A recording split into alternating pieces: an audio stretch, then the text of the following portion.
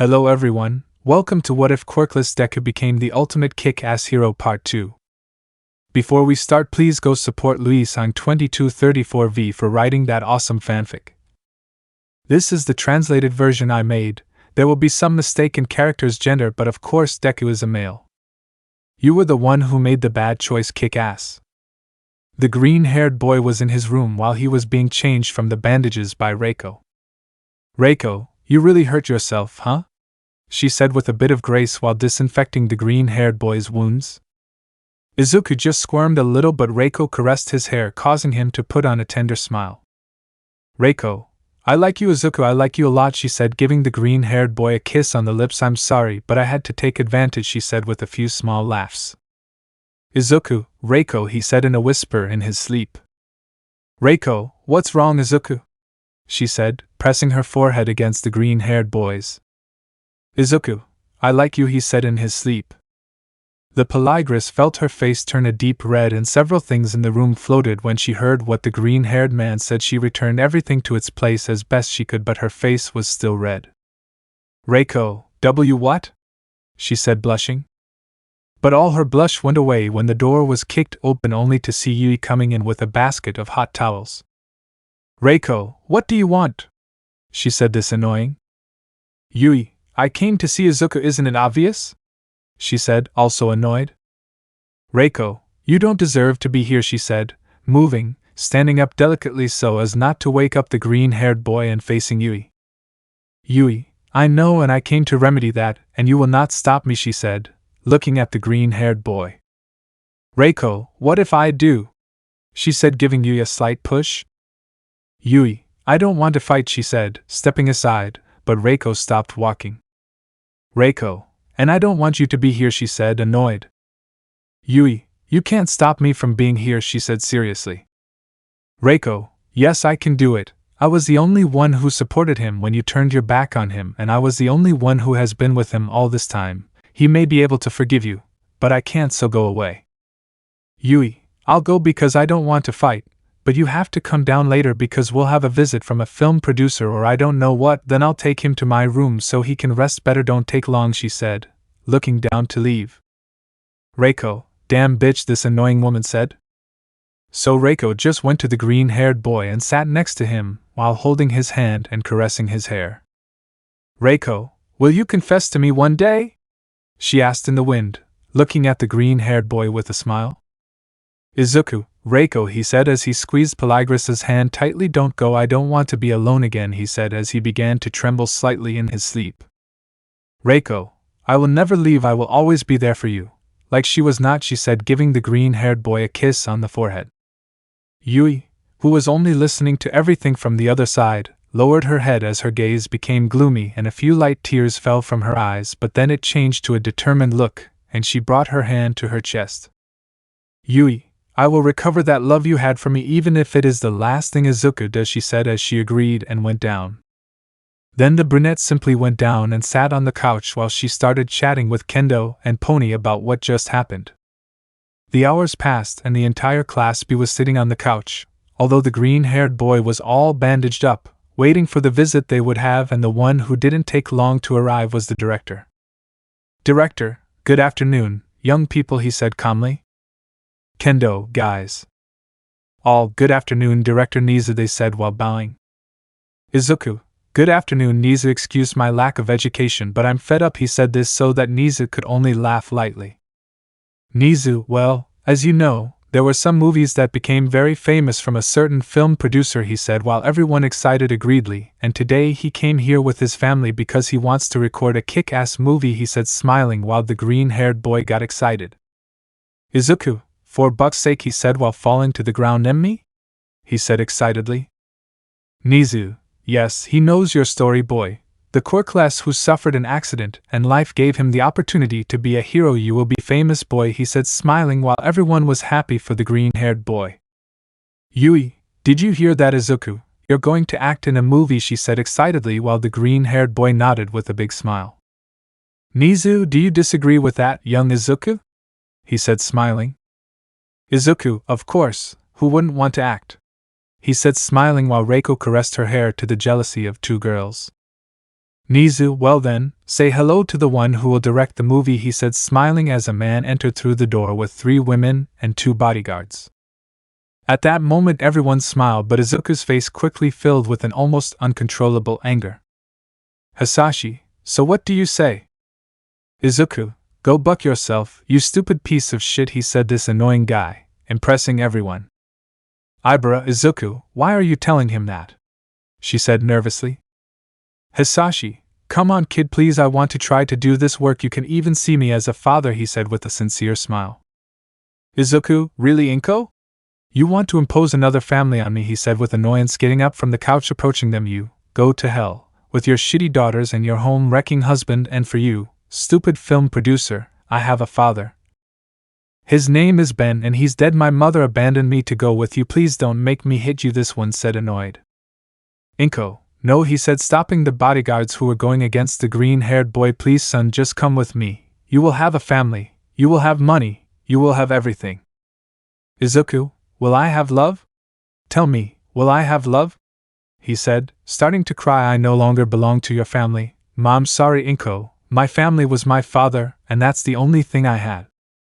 Inko, shit Izuku, it's always the same with you, that's why I told Hisashi that this was a bad idea. That's why I don't want you in my family, either before nor now, nor ever. Listen to me carefully, you piece of shit kid, you were a burden, not only to me, but also to your father, to everyone. Nobody loves you, stupid Quirkless.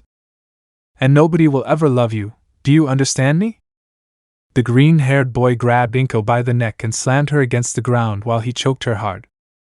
Izuku, that's not true, my father always loved me and was always there for me, not like your damn Zo. He could not continue as the bodyguards did their job and threw the green-haired man to the ground and began to beat him. Ibara, Izuku, she said, worried to stop them, but 2 boys were faster. Monoma and Tetsu turned into metal and punched both men, causing them to step back and helping the green-haired man to get up. The men were about to attack the green-haired man, but Inko told them to stop. Inko, let's go girls, she said while caressing Izumi and Saiko's hair, while the green-haired boy felt this like a shot to the heart. Let's go honey, she said this so that Hisashi would nod. These were about to come out, but Izuku, what do they have that I don't? He said in a whisper. Inko, what did you say? Izuku, what do they have that I don't have? He said as he began to cry again. Izumi, little brother. Izuku, what did you call me? I'm not your bucking brother, I'm not your bucking family, I'm not yours, nor hers. I just want to know, what the buck do you have that I don't have? Look at us, we're practically identical. Mother bucking hell, we're almost twins, said this annoying guy. Inko, she is not useless, she said coldly while the green-haired boy's gaze slowly faded. But everyone watched with sadness as he began to laugh, but tears were coming out of him. Izuku, I have your bucking secret. Hisashi, how do you think people would react when they know how I found you? He said, trying to cause him at least a little of the pain that he was feeling right now. Hisashi, it doesn't matter much, boy, with the power I have I can easily get rid of that information. Look, I don't hate you, although you do hate me. I want you to know that I love your mother. And even though it may seem strange, I love you because you are like a son to me, so my house will always be open to you. By the way, I will take my hoop, he said, snapping his fingers so that a bodyguard would carry the hoop that was in the corner of the wall. Izuku, oh no bro, leave my bucking earring, he said, annoyed, trying to snatch it from him, but the bodyguard punched him, which sent him straight to the ground. They headed off and left everyone worried at that moment, as the green-haired boy did not get up from the ground, but they saw a slight puddle of water forming where his head was lying. Izuku, because at that moment everyone saw how Yui went to the green-haired boy and hugged him while caressing his hair. He simply wanted to stop crying, for no one to worry about him, but it was impossible. The sobs were too strong, which made it impossible not to hear him. He rested his head on Yui's shoulder, while she cried lightly. Izuku, why am I so useless? If I had a quirk from the bucking beginning, would my mother have loved me? Would I have my family right now? He said this while Yui forcefully squeezed him so he could vent. I just want to be happy. Why is it so difficult for me to be happy? Why? Why? Yui, first of all, you are not useless. You are Izuku Midoriya, the best superhero that has ever existed, she said with a slight smile. Izuku, kick-ass is the hero, not me, he said, looking down. Yui, no Izuku Midoriya has endured many things and still stood up, and now he is fulfilling his dream of being a hero, and you are one of the strongest first years. You are incredible. Izuku, and what good is it to be amazing if no one is there to congratulate me? If no one is at home waiting for me to tell me how great you are, he said while his voice slowly broke. If no one is there for me, he said, but Yui hugged him even harder. Yui, no, that's not how it is. I will always be there for you. I will be here and I will never go away, he said with a tender smile, while tears fell lightly from his eyes. This smile from the black-haired girl had made the green-haired boy blush a little bit. Hisashi, boy, I forgot something, he said as he entered, bothering everyone. Ibara, Mr. Hisashi, I think you've done enough and you should leave, she said, annoyed. Hisashi, no Izuku, one last thing before I go, don't mess with my daughters.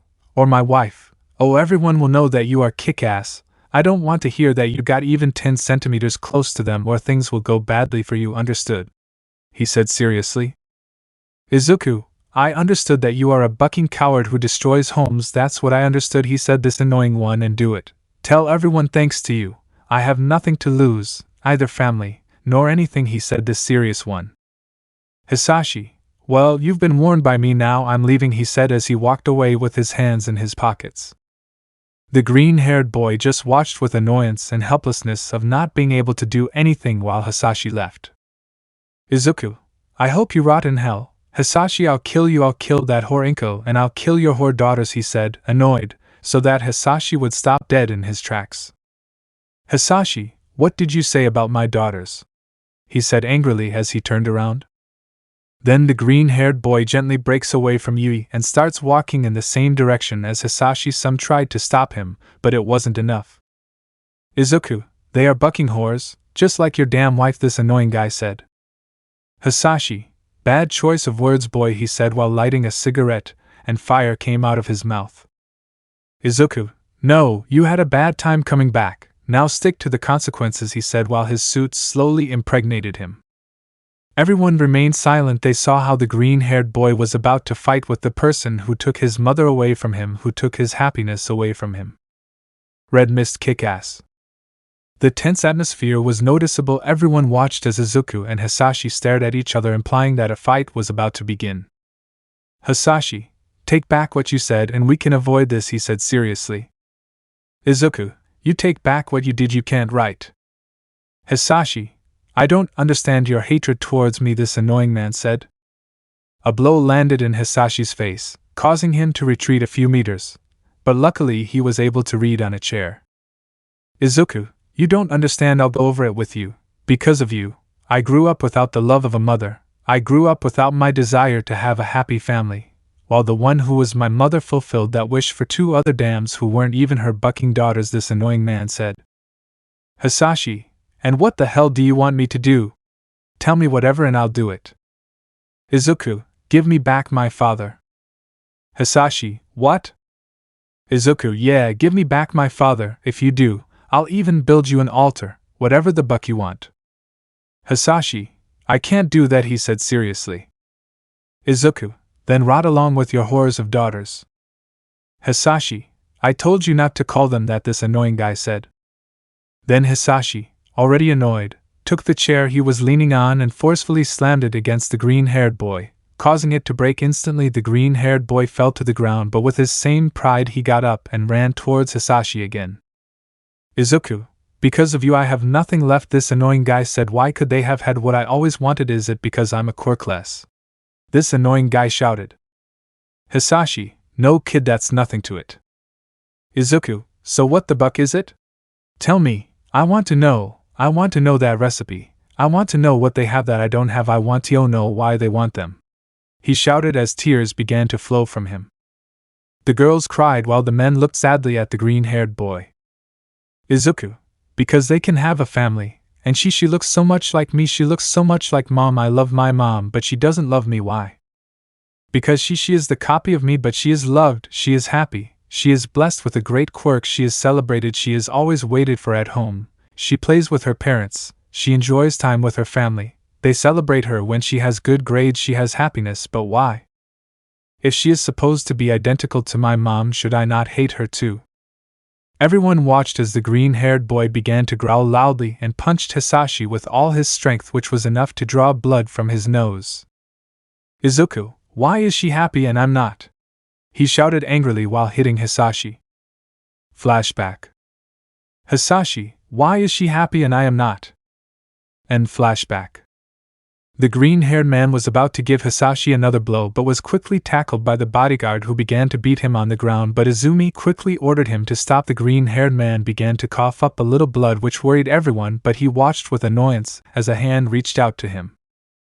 Izumi, are you okay, little brother? She said worriedly.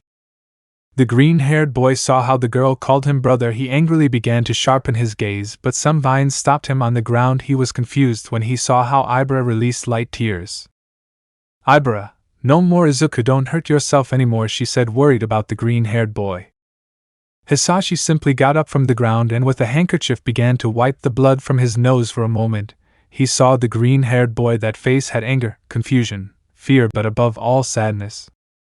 Hisashi, I will not continue with this game, he said this before turning around. Then Hisashi was going to caress Izumi's hair, but for a moment he saw Izuku, and he didn't do it, not in front of him. Izumi, wait, what will happen to my brother?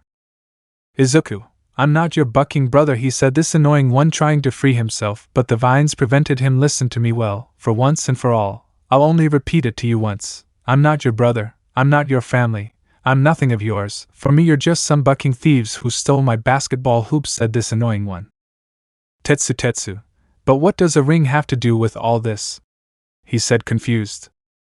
Izuku, that hoop is the only memory I have left of my father. He gave it to me when I turned 2 years old, and then my mother left and took it, and I found out that she has it in her luxurious patio with her new family. Eat my damn balls, said this annoying guy.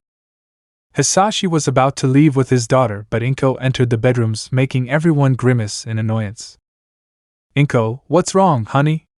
She said, but she got worried when she saw how everything was hurt. Who did this to you? She said, annoyed. Hisashi, nobody, honey, let's go now. But Inko saw Izuku trapped in some vines. Inko, this useless guy did it to you, right?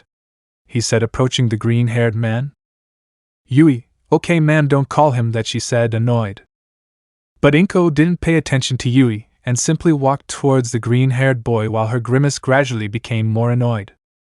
Inko, do you feel better now, useless? Did Ben come back for hitting my husband? Did you already have everything you wanted for insulting my daughters?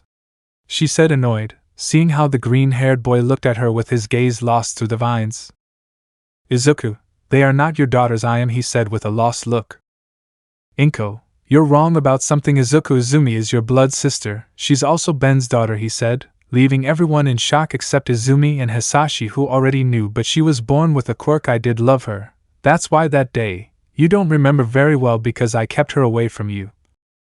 I didn't want her to have a relationship with you, I took her. Ben gave that ring to both of them, so by law I can take it. Look at me, Izuku, you weren't planned, you weren't wanted, you are not wanted, and you will never have a place in my family, do you understand?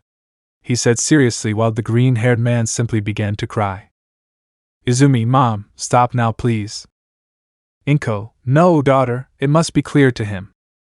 Izuku, I hate you, he said, trying to wipe away his tears, but they wouldn't stop falling. Inko, I don't care if you do it, you are just a burden. And Hisashi, Inko, stop it, he said seriously. Inko, now you defend him? She said with grace. Hisashi, no, but this was too much for him, he doesn't even say anything. You did what you wanted, right? Did you want to break it? You have it, now let's go, he said seriously, taking Inko and Izumi's hand to leave with the guard. Worse yet, everyone hears the green-haired boy's laughter as Izuku began to laugh in such a calm manner, as if nothing was happening. Izuku, what did they break me? He began to laugh louder. First I will break their asses and then I will break myself, do you understand? I will not rest until I break their lives, you, your daughters and your husband, and you listen to me well, he said, looking at Izumi. You can have everything you want, you can have a family that loves you, a sister who supports you, but you know that you do not have. You do not have the truth, the true way of being of your bucking mother, and although you see her, you know that you cannot accept it, believe that the person you grew up with is such a rotten person inside, but one day you will see it, Because the same thing will happen to you as me, you will fall into darkness.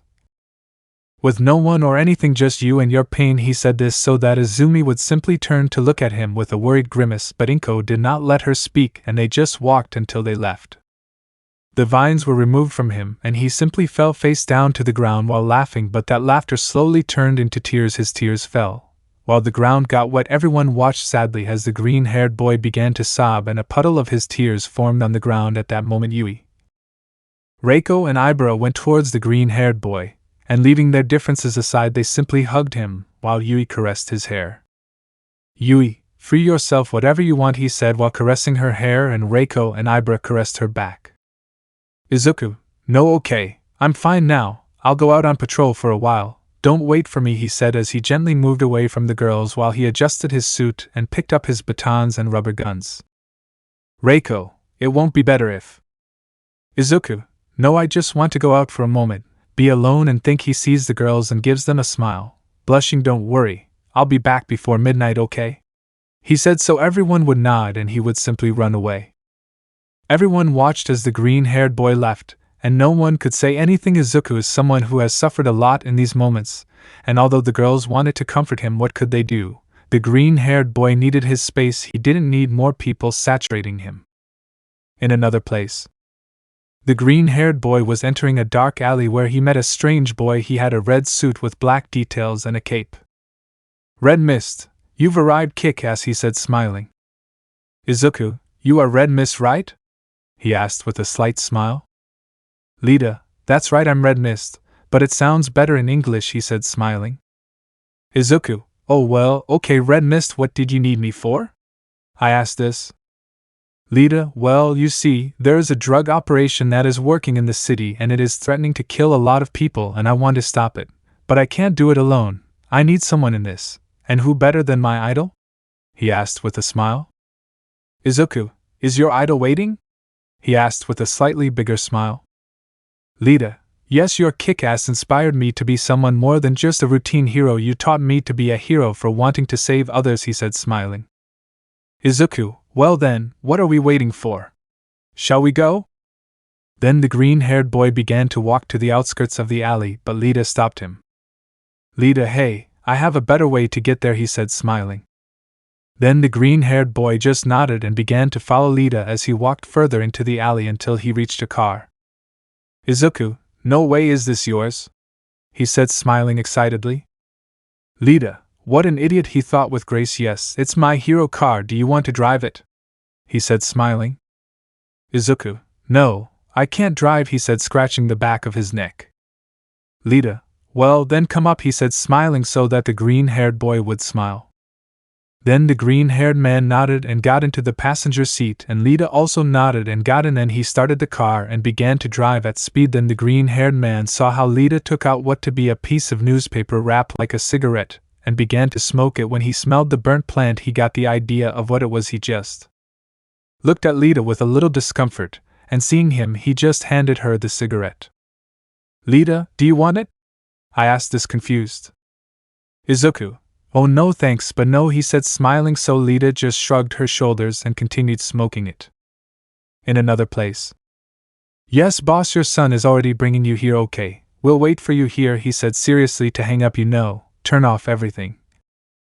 Kick-ass is coming here. The boss wants your head on a stake, but he said he wants to torture you a little, so get ready," he said seriously, so everyone would nod and start going to their posts without realizing that. "Hitoshi, ha, as if I would allow them," said a boy from the roof of the warehouse. He had purple hair and a mask that covered half of his face. He looked very similar to Hitomi, but what was most striking was the bandages on his neck. But he was looking at the ground while everyone else got into their positions, so he just gave a slight smile and launched himself in a car. "Okay, we're here," he said. "To hang up, boss, seriously, what is your son doing?" "I'm giving it to him.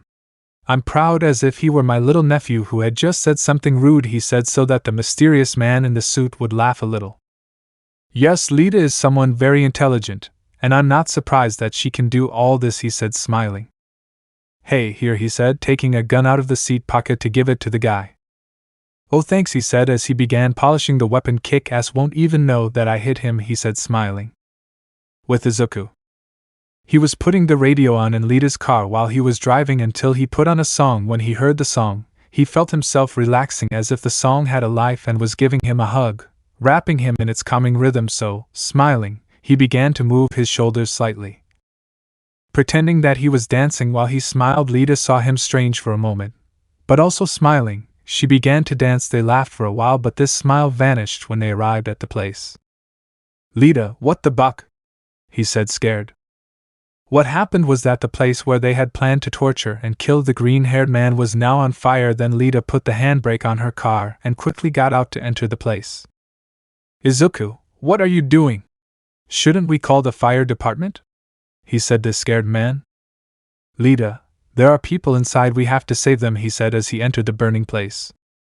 The green-haired boy thought about it for a moment, but Red Mist was right, so he took all his courage and entered the place, and when he entered he could no longer see anything. Everything was on fire. The first thing Lita saw was a man lying on the ground with a gunshot wound to the head. "Lita, oh shit. Izuku, Red Mist, he said this scared.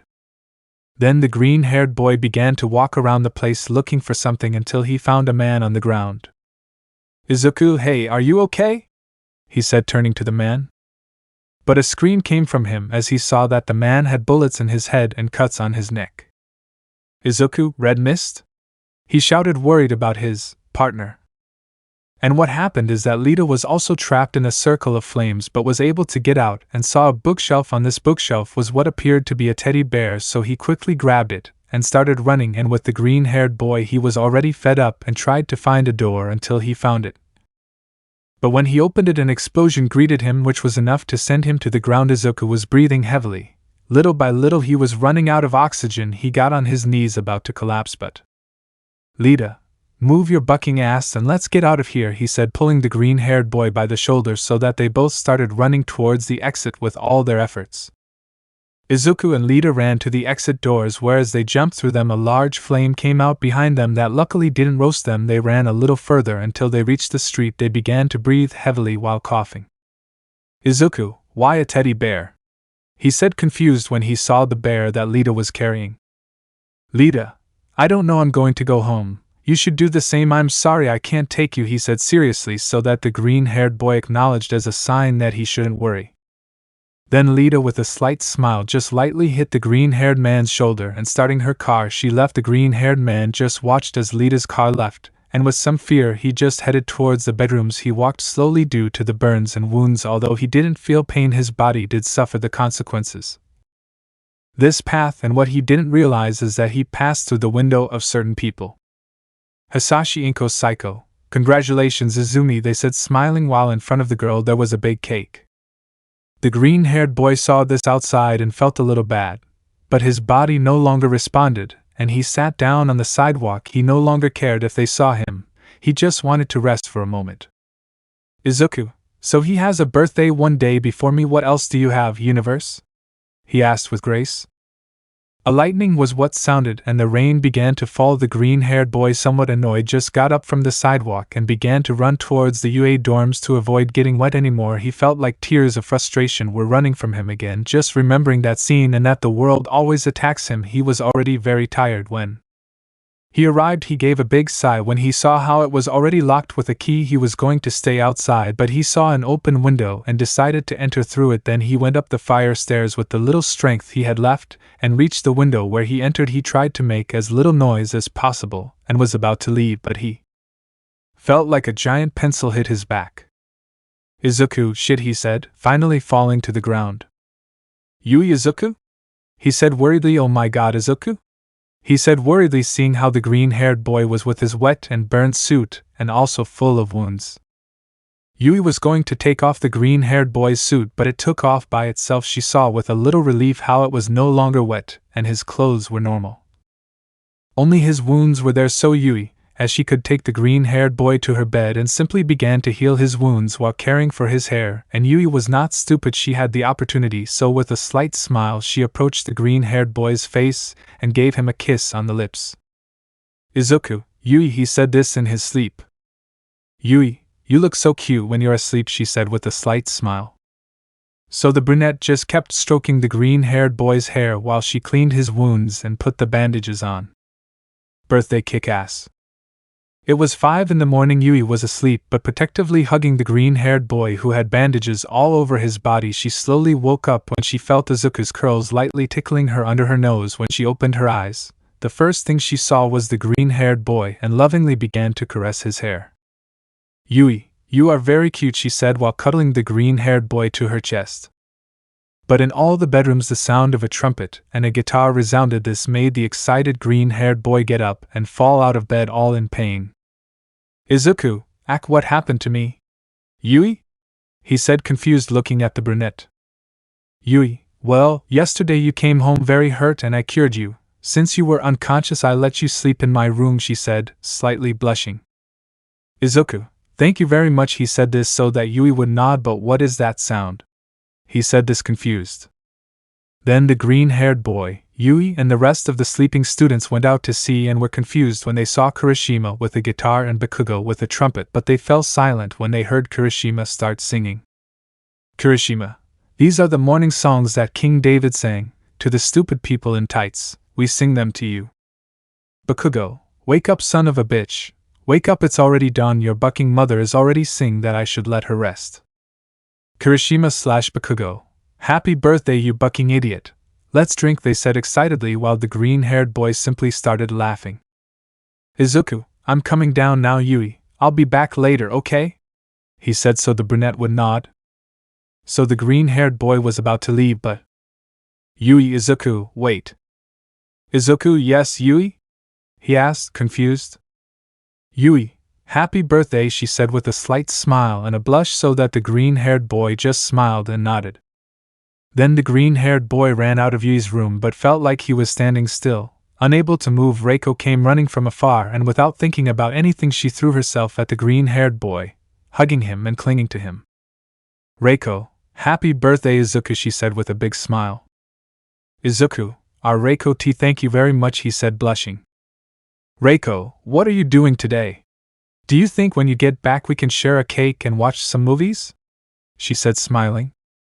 "Izuku, sounds great to me. It won't take long to get there, okay?" he said, calming down as he caressed Peligris's hair. "Reiko, well, I won't take up your time. Go have fun," she said, smiling, so Izuku nodded and ran away again. Then Izuku went down the stairs with excitement and went to where his friends were. The first thing they did was throw a slice of cake at him, which the green-haired boy dodged.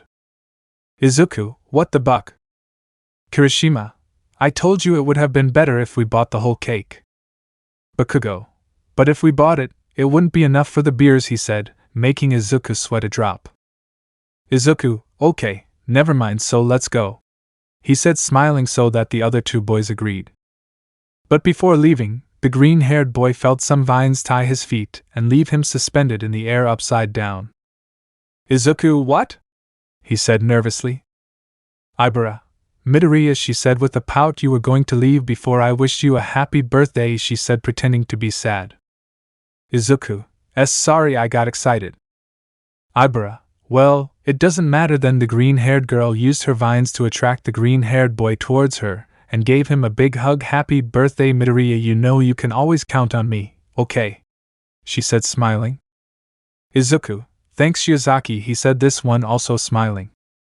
"Ibara, for you I am Ibara," she said, still smiling but now with a slight blush. "Izuku, then you call me Izuku, Ibara," he said with a big smile so that the green-haired girl still blushed approved. "Ibara, well, I won't take up your time, I'll join you for the cake and the movies, okay?" she said this so the green-haired boy would nod. Then Ibara took the green-haired boy down and he, along with Bakugo and Kirishima, ran to a 24-hour store where they sold alcohol to minors. When they got to the store they ordered 14 beers, which was the most they could afford, and headed back to UA so they could drink in Bakugo's dormitory to save time. They entered an alley but... "Hey, did you hear what the boss is going to do with Kick-Ass?" The three boys stopped dead when they heard that. Luckily it was on the other side of the wall, so they looked and felt and pressed their ears to the wall. "Yes, he is looking for him to free the traitor of his organization. He wants his head. Sometimes I feel sorry for the poor guy, but who told him to mess with John Genovese?" "Kirishima, John Genovese?" he whispered confusedly to the green-haired boy, but he didn't understand what was happening either. Well, let's go, the boss must be waiting for us. Then the three boys heard the footsteps slowly moving away. Bakugo, damn, what the hell did you get yourself into? He said seriously. Izuku, remember Inko's stupid husband, the one I told you about? He said so that both of them agreed well, apart from being a dear film producer. He was a drug dealer or whatever. Well, I rescued him, killed 2 men and… Kirishima, the boss of his gang is looking for you, he said seriously. Damn dude, when it comes to getting into stupid things, nobody can beat you, idiot. What are you going to do now? He said worriedly. Izuku, the only thing left for me to do. Bakugo, retire from being kick-ass? Izuku, no, be kick-ass. He said this so the two boys would smile. Bakugo, you'll need help and I think you'll need him. Izuku, yes, even though I don't like him, the stupid, what was his name? Kirishima, Hisashi. Izuku, Hisashi, it will be very helpful, he said somewhat annoyed. Bakugo, but you know what, let's forget about that today. Today is for you to enjoy. Tomorrow we will start to see that. Izuku, shall we begin?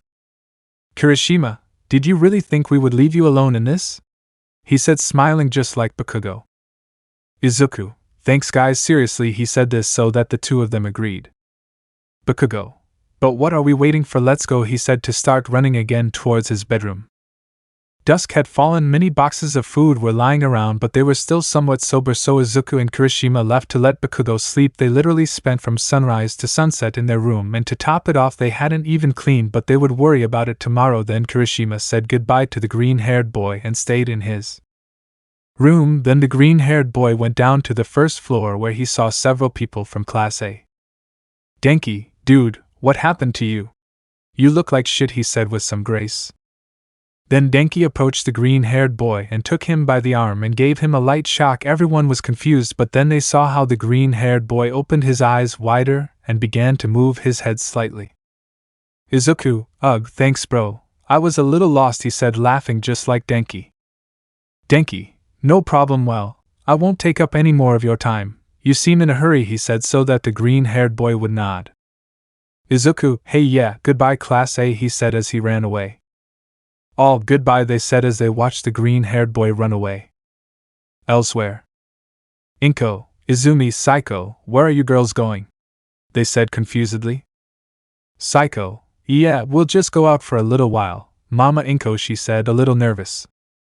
Inko, oh okay, don't take so long, she said, smiling so that the two girls agreed. Then both girls closed the door, and from the bushes they took out 2 boxes that were wrapped in gift paper. Izumi, do you think we can do it? She asked, confused. Saiko, no, but it will be a good start, she said this so that Izumi nodded with a smile.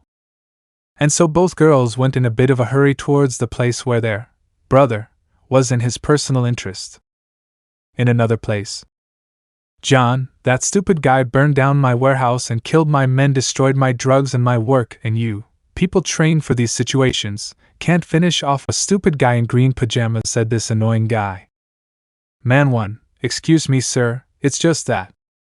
John, it's just that I want kick-ass and I already have a plan. In 3 days my son will meet him pretending to be Red Mist. Man 2, it's Red Mist sir, he said nervously, seeing how John looked at him angrily. John, Red Mist will summon him, and that is where we will ambush him and act, he said seriously. Man 5, and what are we going to do, sir? He said, confused.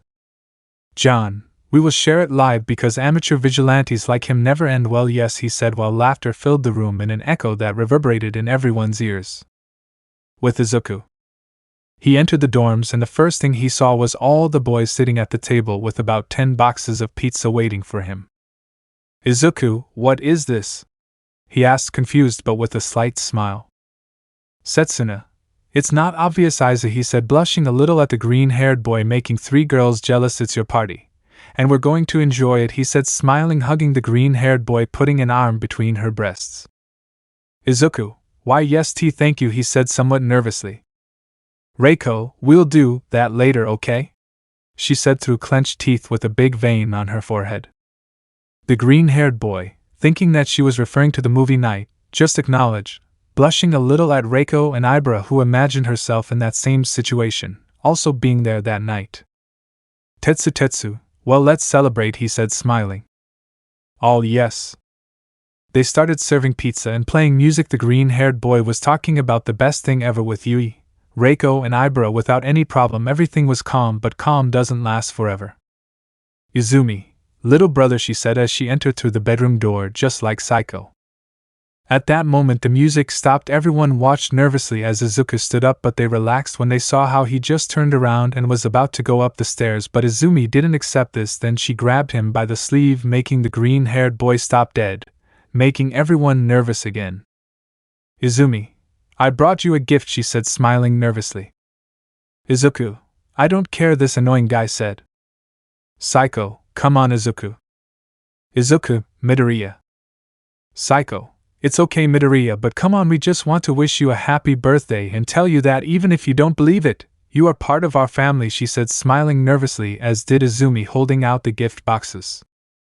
But everyone saw how the green-haired boy threw both gift boxes, causing their contents to spill out. From one box came out a cell phone with a kick-ass case, and from the other box came out a photo. Reiko picked up the photo and everyone could see it. It was a photo of him and Izumi as children hugging their father. Izumi, little brother, she said nervously. Izuku, please, how many times do I have to tell you that I am not your bucking brother, this annoying guy said. But some sobs were heard and they were from Izumi. She began to cry while the drops that fell from her eyes could be heard hitting the ground. Izumi, why are you like this? I'm just trying, I just want you to love me, I want to reconcile with you, it's not my fault. Izuku, but I send you. Everyone envy? They all thought, confused. Izumi, and why are you envying? If you want money, just come with me and you'll get the same. Izuku, it's not the money, he said with his gloomy expression. What's your secret? He said, confusing everyone even more. Izumi, I don't know what you. Izuku, I know you don't, but tell me, how do you do it? You, being a copy of me but a woman, had what I wanted, what was mine, a family, happiness, people who supported me, and a quirk. Why couldn't I? Does life hate me? Did I do something to Mom? The green-haired boy fell to his knees on the ground as his tears fell to the ground, but a girl was quick and going towards the green-haired boy, she hugged him. Ibra, you didn't do anything wrong, it's just a test. Izuku, well, I don't want those tests, I don't care about being the strongest by overcoming them. What good is it to be the strongest if no one will be waiting for me in my victory? Monoma, hey, I think it's better that you go, he said seriously, so that both girls with their eyes downcast nodded and simply left. Izuku, why does this happen to me? The only day where I feel like I'm important, where I feel like they finally care about me, she has to come and ruin everything. I don't understand. Yui, you are not important only today, at least not for me. For me, you are important all the time. I always have you in my heart because I love you, she said, hugging the green-haired boy. Reiko, and you're not far behind with me either. I love you too, Izuku. The green-haired boy only gave a slight smile, but he also felt the torso hug him. Everyone saw how Setsuna had separated and hugged the green-haired boy. He only saw them, specifically the three girls, Yui, Reiko, and Ibra. He didn't feel this when his eyes once again crystallized and tears began to fall while the girls simply hugged him. Izuku, thank you, he said in a whisper while the four girls hugged him tightly. Kick-Ass vs Puppet Kick-Ass. Izuku was waking up in a very comfortable way since he was between Reiko and Ibra's breasts, since after the bad time last night their movie night was not cancelled and they were able to enjoy it until they fell asleep, although Izuku never imagined this. Izuku, damn, I don't want to wake up. Izuku simply settled between both breasts, causing both girls to moan lightly in their dreams. He blushed a little but only sank into Ibra's, causing her to reflexively grab his head and press it harder while caressing his hair. Izuku, this feels great, he said, staying still, feeling Ibra's touch. Remember that the times you caressed his hair he was asleep XD. The green-haired boy simply stayed still without saying anything, without doing anything, and again he closed his eyes. Although he didn't fall asleep, he felt calm, peace, tranquility, love. Ibra slowly woke up, feeling the green-haired boy's contractions and realizing what he was doing. With a big blush he stopped. Ibra, wow, he looks so cute when he sleeps, she said with a blush. Izuku, can you continue? Ibra just remained silent with her mouth open in fear when she saw that the green-haired boy was listening to her. Ibara, did you hear me? She said with a deep blush. Izuku, yeah, could you just continue? He said, snuggling up to Ibara. Ibara noticed how the green-haired boy was snuggling up tightly, so she smiled tenderly, and although blushing she began to caress his hair. She felt how the green-haired boy moved a little due to the contractions every time Ibara caressed him, but she just continued. But he got a little scared when he felt some kind of ropes also caressing his hair. Izuku, what is that? Ibara, they are my vines. They take on a bit of their own will when I get excited or have a strong feeling. Izuku, and what do you feel? Ibara, happiness. Are you okay? Izuku, no, but for some reason, what you do relaxes me. Ibara, well, I could do it whenever you want. Izuku, you would help me a lot, he said, hugging Ibara tightly, blushing her. Ibara couldn't say anything because she was blushing, but she just continued stroking the green-haired boy's hair while he slowly fell asleep again.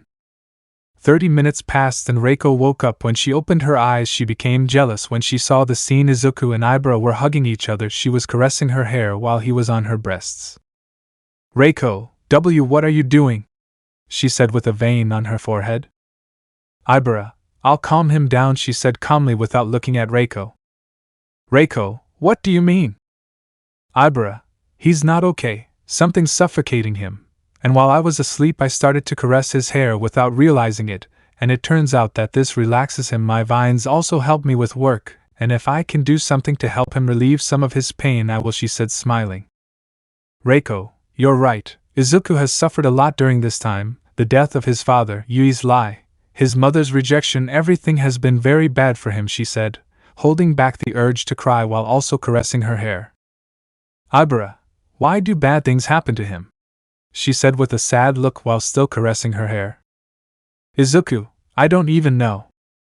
Reiko, oh, you're awake, she said smiling. Izuku, yes, Ibara, thank you very much. Sorry if I hurt you. He couldn't continue because Ibara put her palm on his hair.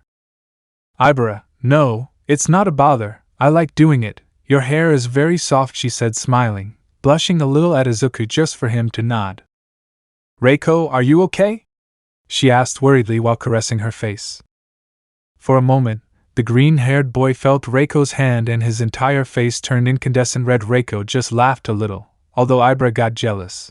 But she saw the green-haired boy's slight smile and didn't want to take it away. Ibara's vines slowly returned to her, and the green-haired boy just stood up to stretch.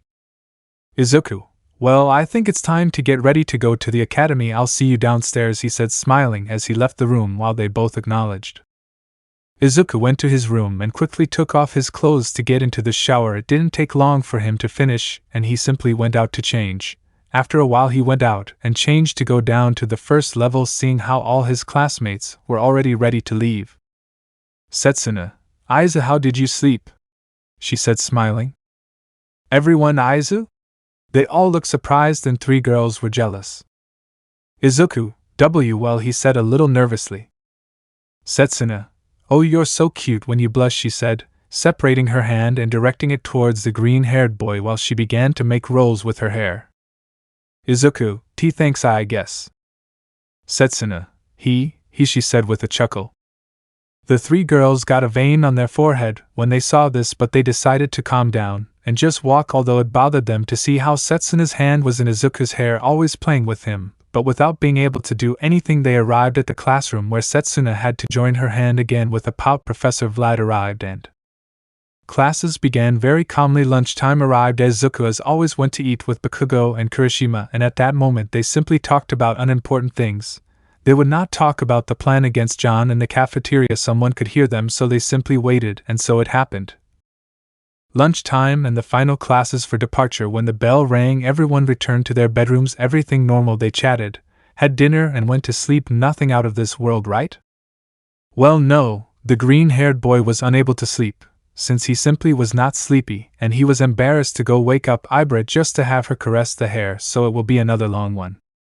Shinso, come with me. Izuku, Shinso covers his mouth with his bandages. Who the hell are you and how did you get in here? He said, scared, although it was not understood much because it was covered by the bandages.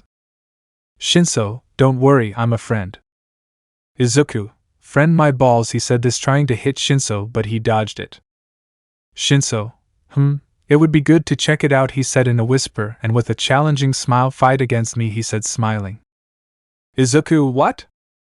Shinso, yes, let's fight, right here, right now, he said, putting himself on guard. Izuku, what? Of course not, who the buck are you? Last time I repeated to you. Shinso, I am the puppet, I am a hero, he said smiling. Izuku, I've never heard of you, he said, confused. Shinso, it's just that I'm more like a vigilante, he said, sticking out his tongue, but he moved quickly to dodge a blow from the green-haired boy. Oh, you're coming with everything, huh? He said, smiling.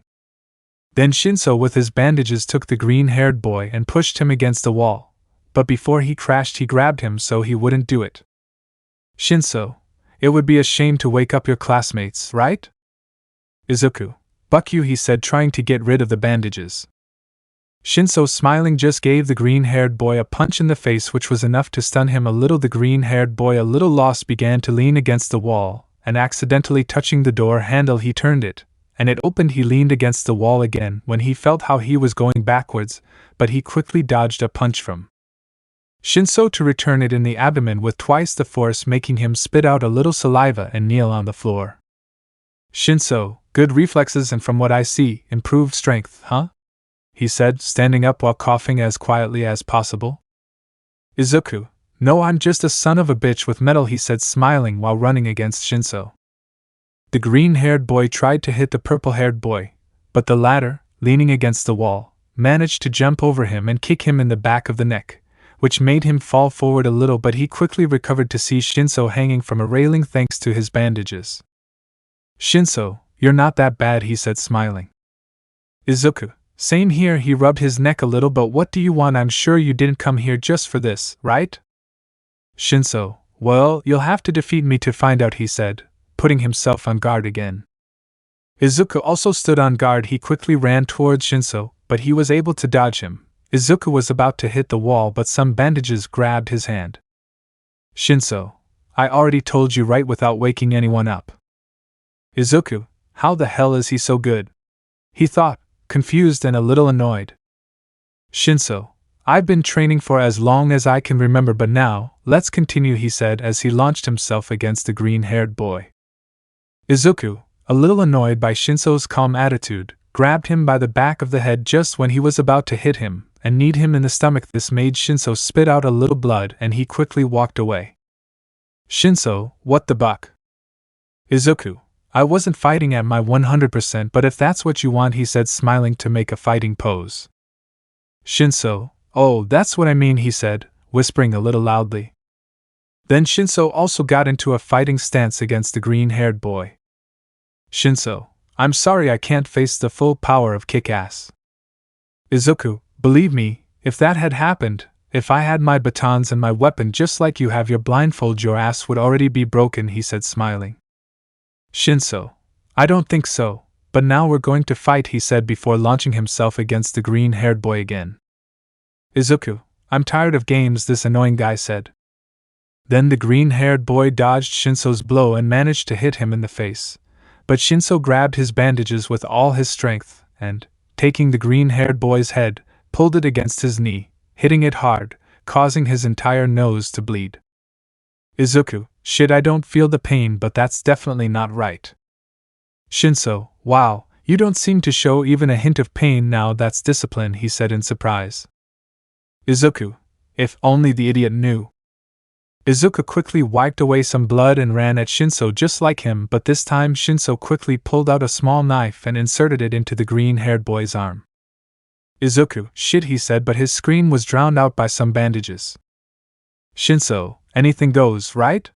Besides, I thought you didn't feel pain, he said mockingly. Izuku, I can't feel the bullets or blows, but a blade is piercing my skin thread by thread. No matter how much resistance to pain I may have, this will hurt, he said to forcefully remove the knife, causing a small screech. The green-haired boy was already all hurt and dirty. His nose was broken and his arm was bleeding profusely. He didn't have much strength left. Shinso, noticing this, simply smiled and put away his knife that he had picked up from the ground. Izuku, what's wrong? Can I still continue? he said, smiling. Shinso, no, you can't anymore. I want you to see me at the top of that building. You already know which one. I want to tell you my plan to finish off John the First. I'll be waiting for you from 8. Don't be late, Shinso said as he jumped out the window under the confused gaze of the green-haired boy.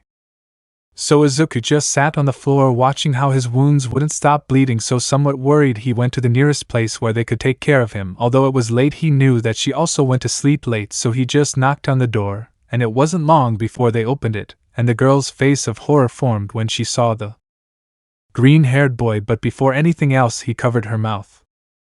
Izuku, I know I look like shit, but I don't want to worry anyone else. Could you heal me? He said, smiling nervously. Reiko, it's okay, come in, she said, serious and worried, seeing him all hurt. After a while the green-haired boy was sitting on the floor just like Reiko while she put some bandages on him. Reiko, I don't like that you always get hurt. Izuku, I'm sorry. Reiko, what happened now? Izuku, a guy I don't know came into my room and proposed to fight me. Reiko, knowing you, I'm no longer surprised. Reiko squeezed a bandage on the green-haired boy, causing him to moan slightly, followed by heavy breathing. Being so close, Reiko felt this breathing and felt the heat slowly rising. Izuku, Reiko, he said as he approached the Polygress. Reiko, Izuku, she said with a blush adorning her face as she breathed heavily watching the green-haired boy approach her. Izuku, I like you, he said this to start kissing Reiko. Reiko, I like you too, she said, reciprocating the kisses that were gradually increasing in intensity. The green-haired boy felt no more pain and slowly laid Reiko down on the ground without stopping kissing her while slowly he undressed her. The feeling that is mutual kick ass. The heat rose and the night past. The walls witnessed the action of the night. Reiko moaned silently while the green-haired boy gently caressed her hair. Reiko kissed Izuku, and he slowly enjoyed the warmth of her body while he caressed her legs, running his hand from her right buttock, squeezing her, eliciting a slight moan from her to her feet, giving her a light massage. And their night continued, but neither of them was sleepy. The smell grew louder and louder, and there were no signs of stopping. The next day, a few condoms thrown on the floor were proof that the new couple had consummated their love. Although they had been a couple for a while, their love had already been captivated for a long time. Reiko was hugging the green-haired boy while still asleep while he caressed her left side, causing the girl to slowly wake up. Reiko, good morning, Izuku, the girl said, hugging the green-haired boy, putting one leg on top of him without even opening her eyes. Izuku, good morning, Reiko, how did you sleep? Reiko, shall we sleep? She said this with grace so that the green-haired boy began to laugh a little. You may look very innocent and everything, but you are very, how to say item. Izuku, bad?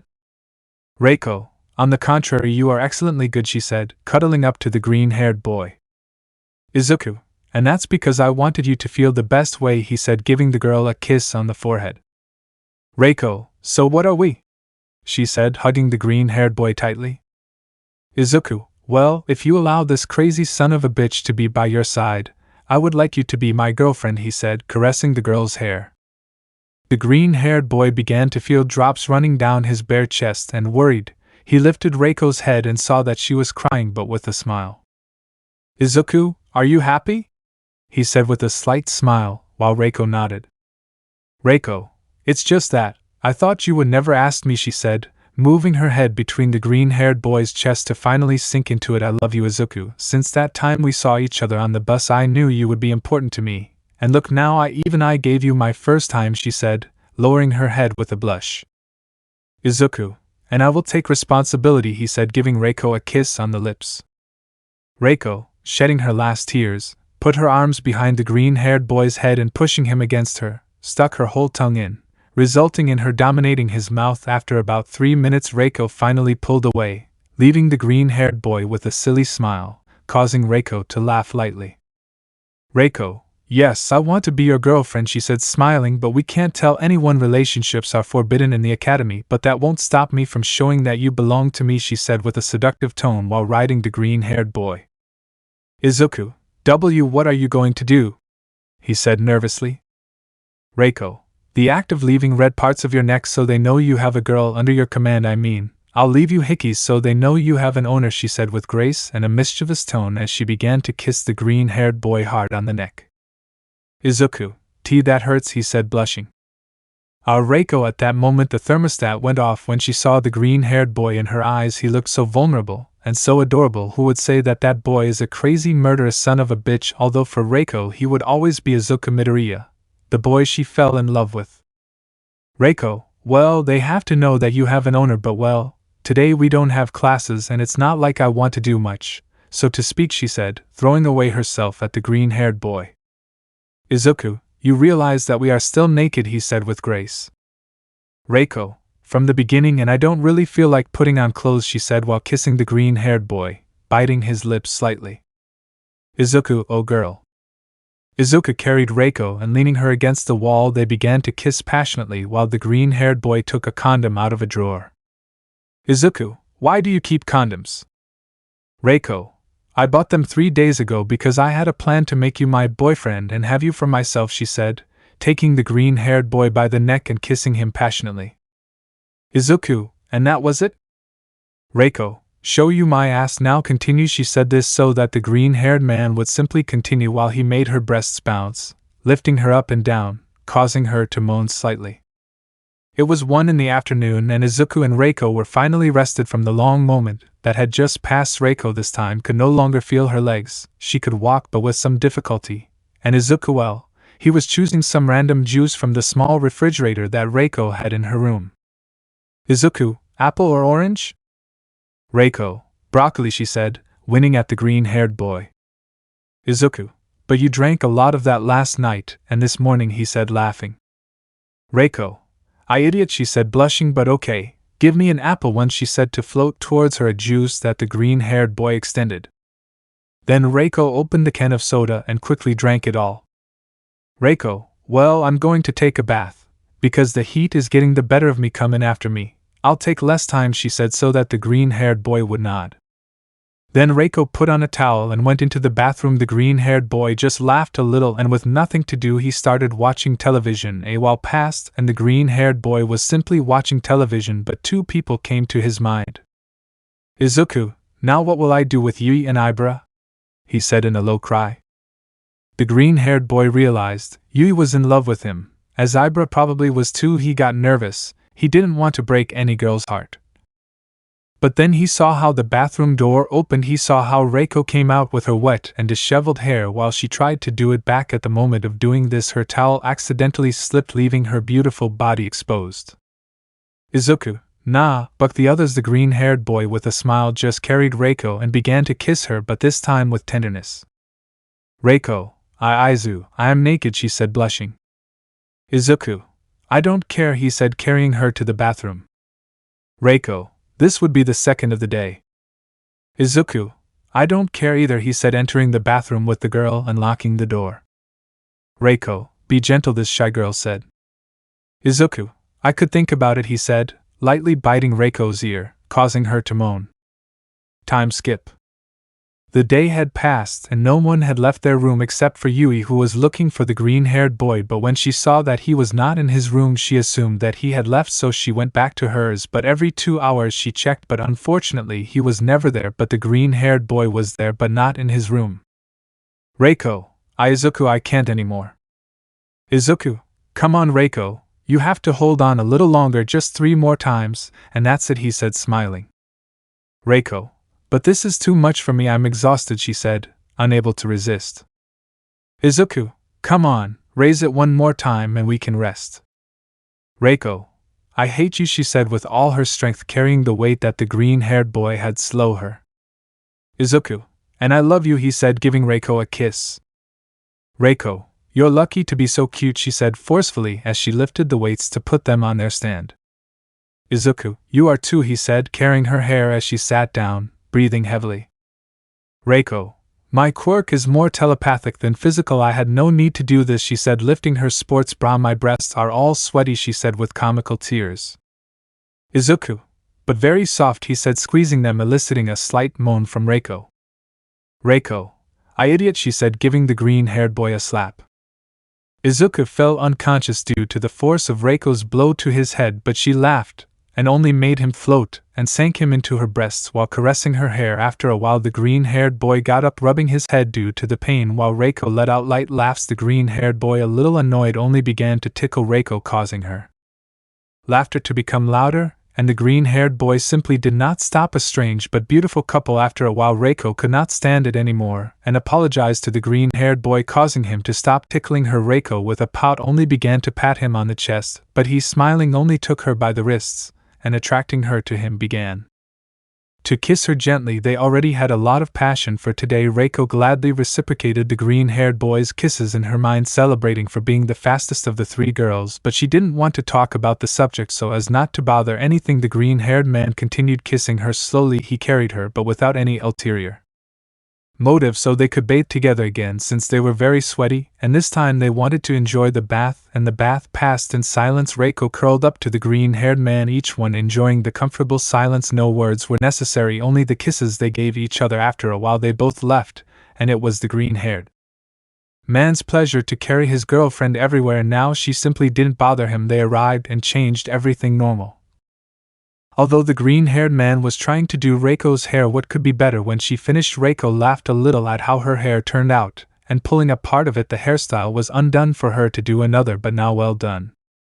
Izuku, I thought it turned out well, he said with an aura of sadness. Reiko, it turned out well badly, she said, starting to laugh. Izuku, oh well, you don't have to remind me, he said with a pout, looking away. Reiko, just kidding, honey. Then Reiko lays down on the bed and, touching the bed, makes a sign for the green-haired boy to lay down with her. The green-haired boy without complaint approached Reiko and lay down on the bed and snuggled up to her while she enclosed him in a hug. Reiko, I love you, Izuku. I've loved you from the first moment I saw you, and I know maybe you'll think I'm going too fast, but in all this time we've made a lot of progress, so this thing of being a couple is just another step. Because I already loved you before, she whispered in the green-haired boy's ear, and I know there are other girls who love you and I don't care. Because I know you would never cheat on me. Because I fell in love with you. I fell in love with your way of being.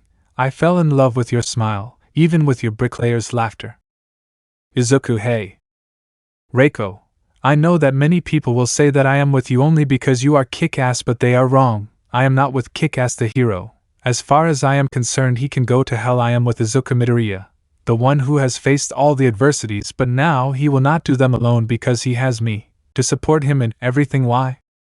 Because I love you, she said while slowly closing her eyes. Izuku, Reiko, he said as his eyes slowly crystallized. The green-haired boy began to cry and hugged Reiko tightly. The person who loves him for who he is, the person who loves his flaws, the person he loves and who told him what he always wanted to hear. Reiko, do you want me to repeat it? He said while the green-haired boy nodded while lightly wetting the Polygress's nightgown. I love you, and the adversities no longer matter. You will no longer be alone, because I will be there for you because I love you. The green-haired boy cried a lot during this time because of frustration, sadness, anger, but for the first time in a long time he finally cried for another reason, because of happiness. Izuku, I love you too, he said as he snuggled tighter to Reiko. For your head, kick-ass. Izuku hugged Reiko tightly while stroking her hair. Reiko, let's go to Mars where no one will come looking for you. Not you, not me, she sang calmly in the green-haired boy's hatred, making him hug her tightly and delicately at the same time. Izuku, you know, I love you so much, that the day I become a hero, if I earn 10 yen, 9 will be for you. He said this so that Reiko would let out a tender laugh, and the yen I have left, I will spend it on you too. Reiko just kept caressing the green-haired boy's hair, gently enjoying the quiet moment without worries, without anything. It was already late. Reiko hoped to sleep peacefully with the green-haired boy, but an alarm started to ring. Izuku, well, I have to go, I'll come back later, okay? He said, standing up and putting his palm on Polygress's hair. Reiko, where are you going so late? She asked, confused. Izuku, well, do you remember the guy I said that left me all hurt? He said this once so that Reiko would nod. Well, I'll meet him, he said this once, smiling. Reiko, you know, I won't tell you anything. You know what you're doing, and if you know that it's right, I support you, but... Izuku, but? Reiko, I don't want to pressure you, but I want you to stop being kick-ass, she said, lowering her head, thinking that the green-haired boy would deny her, but he just caressed her cheek. Izuku, I want to stop being one too. Reiko, really? She said with a hopeful smile. Izuku, yes, I realized that the heroes I was inspired by never had anything to lose. They could give their lives because they had no one waiting for them at home, but now I think I'll leave the mask and use it only for training, and I'll come back as kick-ass when I have the right experience, since now I have a lot to lose and I don't want to do it, he said, giving Pelagris a kiss. But I will do this last mission, to finish off this guy and thus be able to leave kick-ass legacy high before retiring for a while, yes? The green-haired boy was going to continue talking, but he couldn't because Reiko hugged him tightly, causing them both to fall to the ground, but neither of them cared. Reiko, I didn't want to sound selfish, but I'm worried that you'll always go out and hurt yourself, and I can't stand to see you with those wounds, but as I said, I don't want you to feel Izuku, no, you didn't pressure me into anything from that moment. When I started to see you with love, it was the moment when I decided that I would stop being kick-ass, because it may sound too soon, but I want a family with you, he said, smiling. Reiko, upon hearing this, only blushed massively. To the delight of the green-haired man, the red adorned her face, and the green-haired man did not help as he took her by the same hand and began to kiss her while he slowly undressed her, causing Reiko to slowly begin to moan heavily due to the heat. Reiko, will we do it? Izuku, no, I have to go out, but when I come back we'll finish, he said, giving Reiko a kiss on the forehead while he took his suit and began to make it expand throughout his body. Reiko, you're an idiot, you knew that, she said with a pout. My idiot, she said, taking the green-haired boy by the shoulders to give him a kiss. Well, go kick-ass, she said, smiling so that the green-haired boy nodded and went out through the window. Reiko, seeing how the green-haired boy began to go down the stairs, just made him float so that he would reach the ground faster. Izuku, thank you, he said this before running away. Reiko, take care, honey, she said, worried about the green-haired boy. The green-haired boy ran through the streets of Japan now with more energy than ever. All his problems, his sadness, everything was gone. Only him and his happiness that Reiko brought him remained. For a moment, he thought of Yui and Ibara. Izuku bucked them. Izuku wouldn't ruin anything for a person who he's not even sure if she likes him, and with someone else who, even though he was seeking her forgiveness, betrayed him. He had the right girl, the girl who truly loved him, the girl who told him what he always wanted to hear. You're not alone anymore, I'm with you now. A slight tear came out of the green-haired boy, but not from sadness, it was from satisfaction. Having accumulated so many bad vibes had hurt him, but after everything that happened today he could say with certainty. Izuku bucked problems.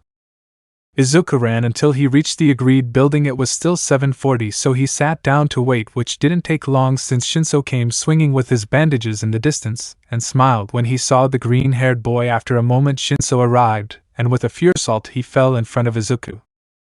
Izuku, nah, 8 out of 10, he said mockingly. Shinso, what's up, old man, how have you been? He said with enthusiasm. Izuku, what do you mean, how is this a bastard? You hurt me and made me feel pain. No way, I can feel pain, he said, somewhat annoyed. Shinso, yeah, I'm sorry, but I really needed to test you to see if you were ready for this. Izuku, what for? Shinso, to finish off John Genovese and his son Tenya Lida. Izuku, no way, this scared guy said. Shinso, what's wrong? He said, confused. Izuku, did you have Lida? Blue hair, glasses? Tall? Shinso, yes? You know him. Izuku, damn, that guy knows I'm kick-ass, he said seriously, leaving Shinso in shock. Shinso, what? How the hell does he know? This scared guy said. Izuku, well, there was a heroes showdown, I used my suit, and he saw me. Damn, I'm so stupid. Shinso, you're an idiot. Izuku, holy shit, well, that's it, he said, downplaying it. Shinso, what do you mean it's already over? Izuku, yeah dude, I mean we're going to stop him, right? I don't see the big deal, this one gets hit by Shinso. Hey. Shinso, do you have a girlfriend? Izuku, yes. Shinso, does he know? Izuku, no. Shinso, well, that's perfect, and I can't know they will use any connection to destroy you, and you can't let that happen, friend, you have to end it. Izuku, what? Of course I won't, this annoying guy said. Shinso, it will be on your conscience if she ends up involved in this, he said seriously. Izuku, It won't happen, I'll take care of it, but anyway, let's go. It's getting late, he said, changing the subject so that Shinso, even with his seriousness, agreed. Shinso, well, let's go, he said, this one still with his seriousness. Then Shinso took the green-haired boy with a blindfold, and with another under him these would run through the streets to keep a low profile. To their bad luck, John lived in a rich neighborhood where they would look like robbers, but that is the least of it. These ran, but they realized as some guys who were robbers they wanted to steal some bags that Izumi and Saiko were carrying while they were struggling so that they would not take them, but it seemed strange to them that they don't use their quirks. Izuku was about to leave, but some bandages stopped him, and Shinso, denying, made the green-haired boy breathing heavily and angrily begin to run towards the robbers. Izuku, hey idiots! Izumi/Saiko, brother/Izuku. The attackers quickly turned around and were a little scared to see Kick-Ass, but one who stood out from them only gave a sly smile. Assailant, don't worry guys, he can't use his quirk as long as he's near me. There's nothing to worry about. A stick reached his face, causing him to step back, and the stick quickly returned to the green-haired boy but hit him in the face. Izuku, shit, I still haven't mastered it, he said, getting up from the ground, making everyone sweat. Then the main assailant got up from the ground, annoyed seeing the green-haired man. Raider, how did you do that? I erased your quirk. Izuku, here's an interesting fact that you didn't know 5 minutes ago. Kick-Ass, he throws the staff hard at his face, causing him to fall unconscious to the fright of all his accomplices, and the staff came back, and this time it fell into the green-haired man's hand. It's Quirkless, he said, smiling. All the remaining assailants ran away while the green-haired boy and Shinso watched this with a smile. Saiko, shouldn't they catch them? Izuku, are we heroes? Saiko, touche. Izuku, well, we have to go, he said while seriousness returned to his face. Izumi, little brother, wait. Izuku, again? Really? Again you're going to?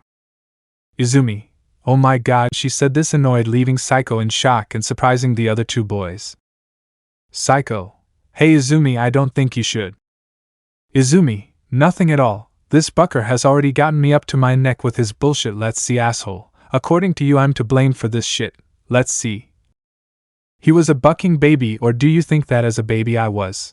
Let's abandon Izuku because he's a quirkless asshole. No asshole, I'm trying to make this shit work after meeting you again after who knows how long, and you come out with this bullshit, really? You've already got me up to my bucking ovaries with your shit, and you know what, I'll leave it here. If you don't want to forgive me anymore, you don't want to forgive me, asshole. But now I'm the only thing left of your father, of my father, so right now I want you to tell me. Are you going to try, or I'll just leave and not appear in your bucking life anymore, you bucking asshole?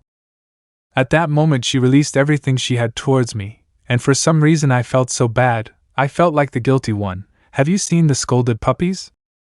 I felt like that. Shinso just saw everything without saying anything, as if the bastard didn't care, but what showed me that Izumi did want to try were some small tears that came out of her, and at that moment I noticed, she was not Inko, she was Izumi, she was my sister. Izuku, I'll try it, he said, lowering his head with a slight blush of embarrassment. Izumi, seriously? Izuku, yes, so tell Hisashi I'll be over to his house for dinner one of these days, and asked him. Shinso, excuse me? Izuku, yeah, that shit, and you too, this shit. Izumi, excuse me? She said with a calm smile, looking at the green-haired boy. Izuku, yes, that's it, he said, lowering his head. Shinso, well, I don't want to ruin the moment, but we have to go, he said seriously, so that Izuku agreed and put away his sticks. Izuku, well, I'm leaving. I'll see you later, little sister, he said while Izumi nodded with a smile. And you too, sister, he said, smiling. Saiko, oh yes, deep bro, she said with a flirtatious tone. Izuku, what did he say? Izumi, no idea, she said, shaking her head. Shinso, hey, there's no time for this, we have to. They could not continue as they saw Hisashi running to Inko's side in the distance, worried to see how their daughters had not returned, but they calmed down when they saw them with Izuku and Shinso, although the latter not so much. Shinso, Hisashi. Hisashi, Shinso. Shinso, get away from here, you idiot, he said, annoying, activating his bandages, but Izuku stopped him. Izuku, No, he's good, he said while Hisashi opened his mouth slightly surprised, but his surprise was quickly replaced by seriousness. Hisashi, wait, where are they going? Shinso, what do you? Izuku, with John, why? Hisashi, Izuku, he went to UA to kill you, he said while the boy's eyes opened wide. Izuku/Shinso, what? Until death does US United kick ass. Izuku and Shinso headed to the B dorms at full speed. Shinso, shit, I knew this would happen, he should have told his father, and it's only a matter of time before they find out who I am, he said seriously. Izuku, are you really thinking about yourself right now? There are more than 20 lives at stake, Shinso. Shinso, don't say my last name, he said seriously. Wait a minute, how do you know? Izuku, I'm your sister's friend. Shinso, Hitomi? Izuku, is she really your sister? I said it as a suspicion. Shinso, shit, he said angrily when we finish with this. Don't tell us, he said this so that the green-haired man would laugh a little mockingly. Seriousness returned to both of them, and they quickly headed towards the 1B dormitories. When they arrived, they saw many police officers and professional heroes surrounding the dormitories. They couldn't enter because they had the students as hostages. Then they saw each other and acknowledged, and without anyone noticing, they went up to the roof. For their good or bad luck, there was only one thug. What bothered them was that he used Komori so they wouldn't go up on the roof. Komori, please let me go, she said scared. Assailant, no doll. Where I can let you go is to my bed because you have a body of a fist. Reached her face strong enough to knock out a few of her teeth, and Kanoko blushed as she felt herself being protectively hugged by the green-haired boy. Izuku, you don't touch them, you idiot, he said angrily. Hey, are you okay? He said confusingly looking at Kanoko. Kanoko, thank you very much, she said, starting to cry on the green-haired boy's chest. Then he saw the assassin and then saw Shinso, and both agreed downstairs with the heroes the situation was not the best. They were not demanding money, or escape, or anything. To save the students, they were demanding Izuku Midoriya to kill him. This alerted the heroes, but... All Might, what is that? Everyone saw how an assailant was hanging from some bandages with his pants down, and the initials K and P written on each buttock at that moment, instead of a drop of sweat coming out. Everyone took it as a sign that they could go up. Unfortunately for them, the door was blocked, but fortunately for our heroes, they only needed that distraction since the assailants were so concerned about blocking doors but not ducks. Izuku and Shinso quickly entered and were able to head towards the first floor, but before leaving the stairs, Izuku took him by the arm and pulled him against the wall. Izuku, wait, asshole, they have weapons. Shinso and Izuku, there are many. Then Shinso stuck his head out a little, and unfortunately for him, they did have weapons and lots of them, so he just hit the wall, but not hard enough so they wouldn't know he was there. Shinso, now what do we do? Then the green-haired boy saw the unconscious attackers. Izuku, I have a plan, he said smiling. Below, the rest of the attackers were aiming at the students so they wouldn't use their quirks. Assailant 1, hey boss, we finished what you asked us to do. Raider 2, now what? Boss, that's it guys, rest. If you want, you can take any girl as long as she doesn't bother me. Robber 1, oh thanks boss, he said smiling. Come on old man, let's pick one. Then both assailants approached Ibara and Reiko respectively. They began to tremble as they got closer. Assailant 1 stuck too close to Reiko, causing her to start tearing up a little out of fear. Reiko, Izuku will kill you, she said, annoyed. Izuku, that would be suicide, he said smiling. Reiko, Aizawa. Izuku, sure they can't know, I'll free you, your quirk is very useful to us, you'll take away their weapons and Ibara will hold them with her vines, he said, watching how Shinso stealthily untied Ibara while she stared at the green-haired boy. Izuku just winked at her, causing her to nod as a sign that she understood the plan. Reiko, we always end up in one of your crazy things, she said with a slight smile. Izuku, if there are no crazy things, then how fun would life be? He said smiling. Reiko, when all this is over we're going to have hex, she said, blushing a little at the green-haired boy to laugh a little. Izuku, okay, you're already unleashed. This one goes to Shinso. Shinso/Izuku 3, 2, 1. Izuku/Shinso, now? Boss, what? Everyone's weapons began to float as vines captured them. This gave the green light to the heroes, who quickly entered but mistakenly arrested Izuku and Shinso. They did not resist since they knew that everything would be resolved, but it was a serious mistake. "Boss, you are Izuku Midoriya, right?" he said with a mocking smile, looking at the green-haired boy. "Izuku, we discovered your plan and we finished you off. Tell your boss that I will go for him and kill him," he said with a proud smile. "Boss, the dead cannot kill." "Izuku, what?" "Boss, die." Everyone saw how what looked like a small cannon formed from the boss's tongue. This alerted everyone as a shot was heard that went straight to the green-haired man, who being handcuffed could do nothing to avoid it, and he just felt how his whole world went slowly. "Izuku, I'll stay here, huh?" I imagined it differently."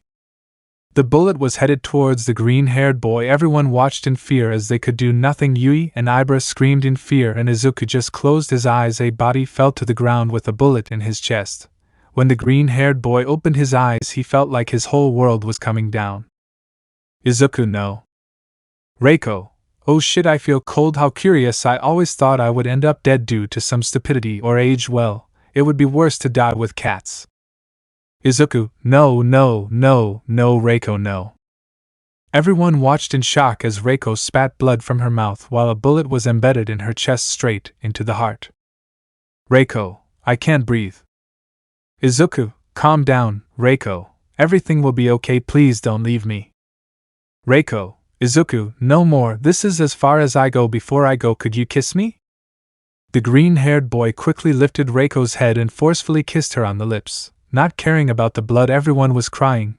They already imagined it, but with this they confirmed it, and that made this scene even more heartbreaking. "Izuku, stay with me."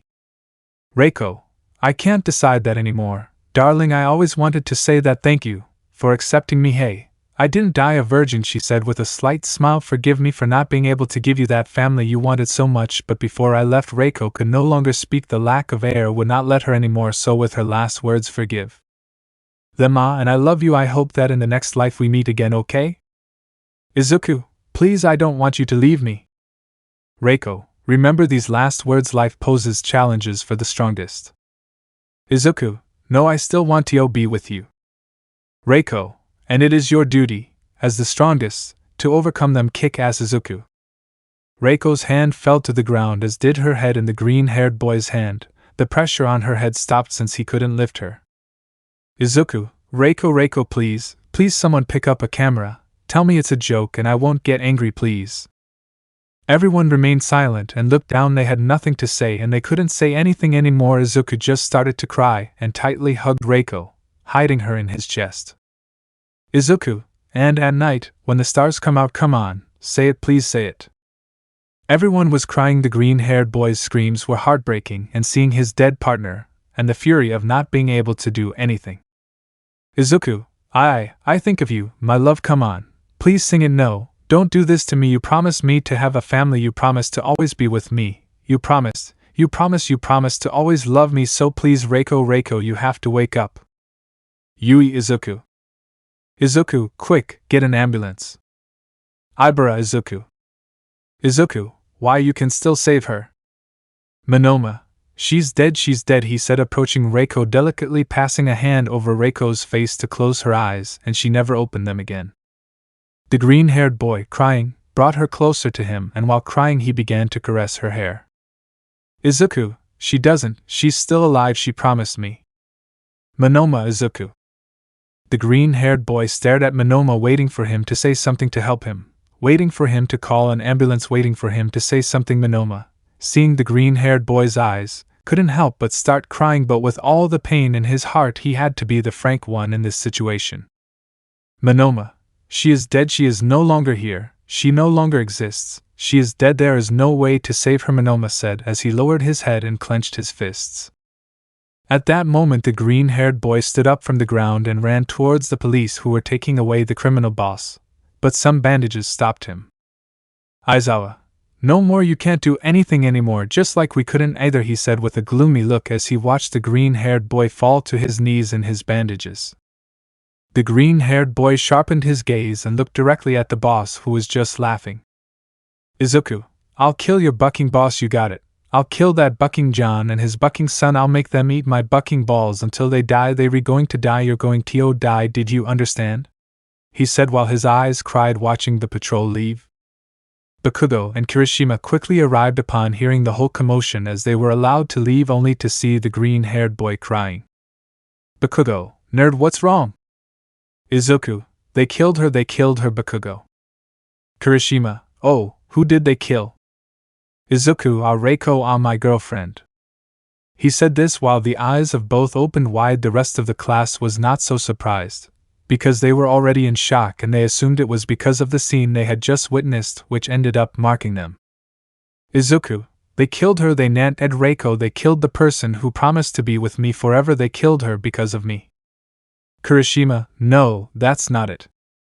Izuku, if that's so, if I hadn't been this bucking shitty hero, she would still be alive, he said, annoyed, trying to take off the suit, tearing off some parts in the process.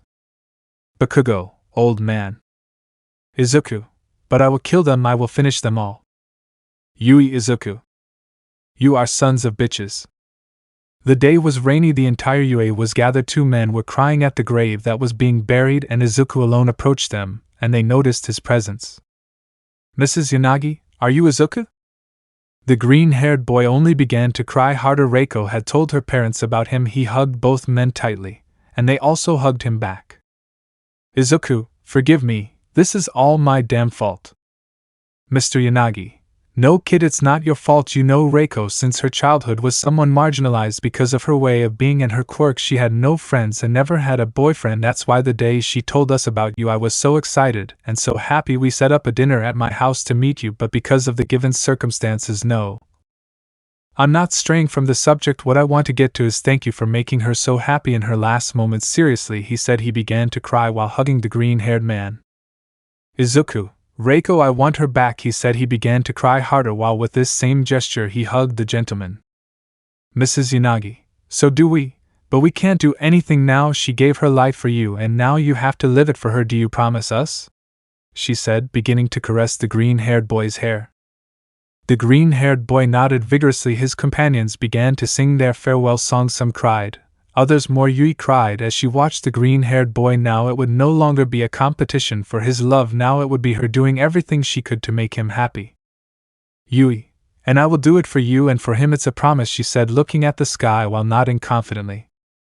Everyone began to applaud as a sign of respect as the earth was placed over the coffin, and in the distance, in a tree, 2 silhouettes could be seen.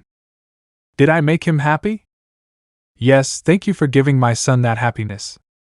Thank you for making it good, she said with a slight smile.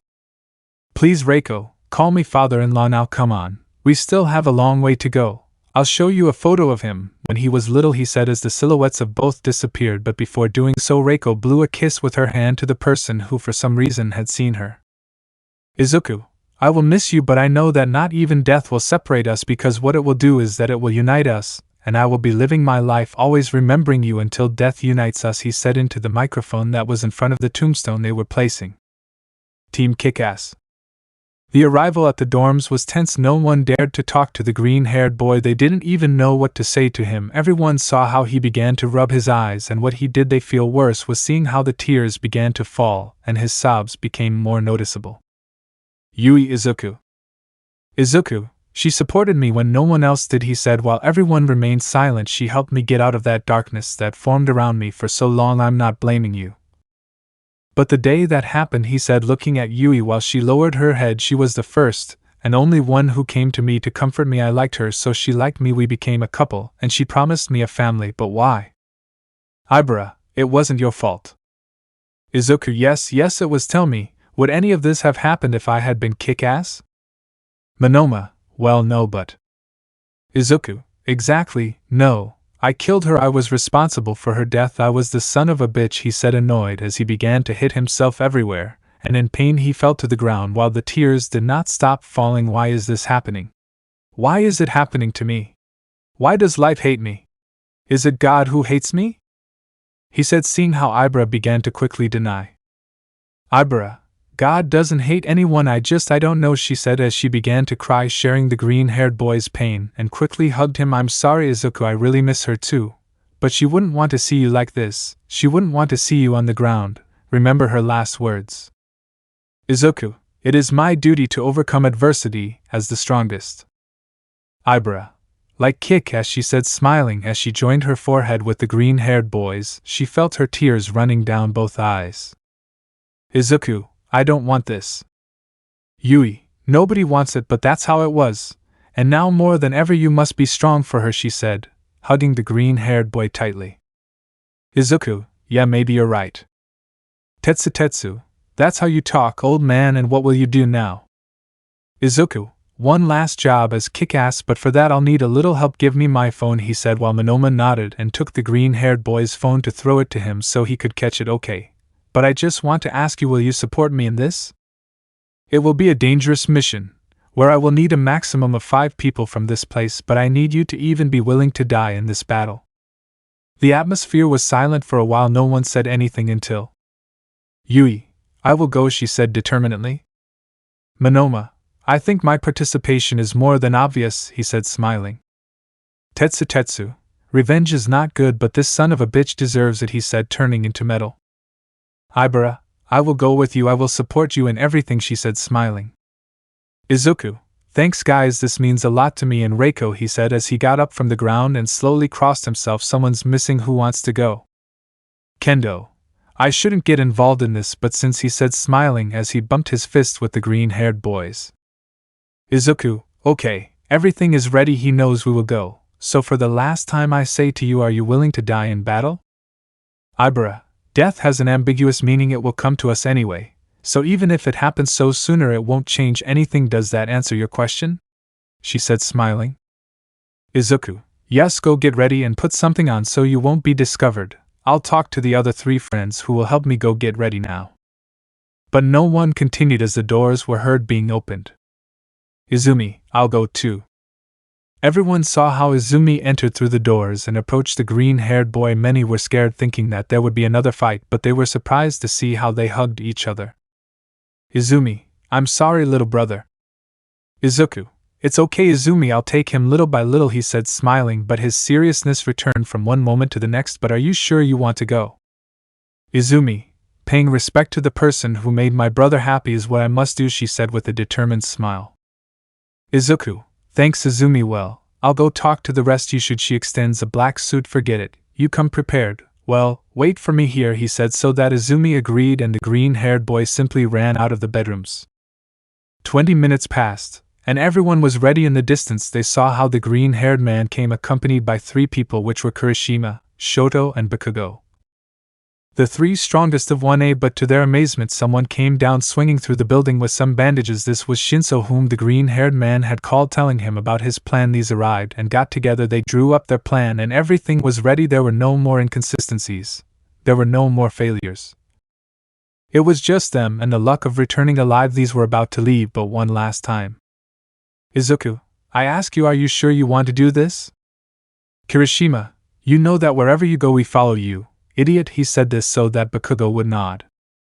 Yui, I am more than sure I will always be there for you, and I will always support you in everything because I love you, she said, putting a hand on the shoulder of the green-haired boy, who only smiled slightly. Izuku, we will discuss this when we return, Yui, he said smiling so that the brunette also nodded with a smile. Kanoko-P, please take care of yourselves. Izuku, yes, we will now. Are you ready? All yes. Izuku, okay, kick-ass team, let's go, he said as he started running, followed by everyone. It was a plan drawn up in less than 10 minutes. A team of inexperienced teenagers against a powerful drug trafficker, the most powerful in the United States. Yes, what could go wrong? The end. Kick-ass. The green-haired boy, like all the boys, was running through the chasms of Japan. Izuku was carrying Ibara, and Ibara was carrying several others with her vines. Not everyone knew how to move through the buildings easily. The only ones who could were Izuku and Shinso, so Ibara was carrying almost everyone, which was very easy with her vines, and Shinso was carrying Kirishima and Bakugo with his bandages. Izuku plan? Shinso, we'll enter through a window, split into 4 groups and meet up upstairs, understood? All yes. Izuku, okay, let's go. Upon arriving at the building, the first thing they did was get everyone down from Ibara's vines, and she, somewhat annoyed, got off the green-haired boy's back. Yui, okay, how will we divide up? I asked this seriously. Bakugo, nerd, do your thing, he said, smiling so Izuku would nod. Izuku, okay, we need heavy attack. Bakugo, Kirishima and Todoroki will be the same group. I don't want to put them on a pedestal, but right now they are the strongest triplet. It will be easy for you. He said this so that the three girls agreed and formed OK, Heights, Shinso, Ibara and Kendo. Their quirks are beneficial to be able to hang from platforms or things you will enter from above. He said this so that the three boys agreed, and finally, Monoma, Tetsu, you will be the ones who will give brutal support to the Heights team, understood? Monoma/Tetsu.